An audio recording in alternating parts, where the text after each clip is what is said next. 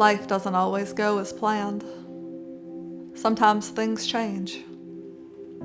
Getting a diagnosis doesn't have to take away the hope, the joy, and the life you always dream. What do you do when you have more life to live? When you want more memories? When you want more family?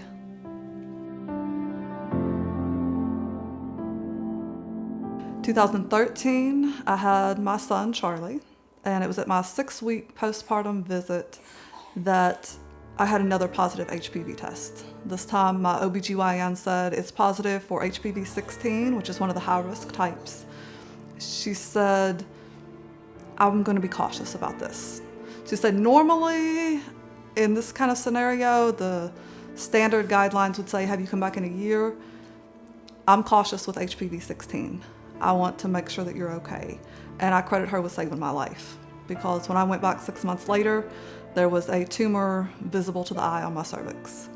She told me the biopsy came back, it's positive for cervical cancer, and she told me that I would probably have to have a hysterectomy as part of the treatment, and that I would never be able to have kids again. And that's when I started to cry. And so just the realization that cancer was going to take that away from me hit me really, really hard. And it's continued to be one of the toughest things to process about the whole cancer experience. Like, she referred me to an oncologist, and then there was a lot of waiting, not knowing if I'm gonna live through this, not knowing if my 9-month-old son is gonna remember me. Somebody sent me a quote, which kind of became my motto through the whole thing, was, first we cry, then we fight.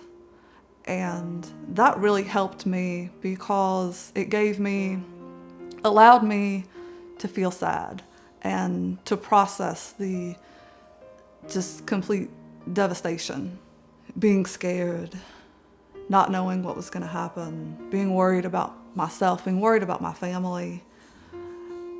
But then at the end of the day, you get back up and you fight. This isn't gonna stop my life. I'm gonna keep living.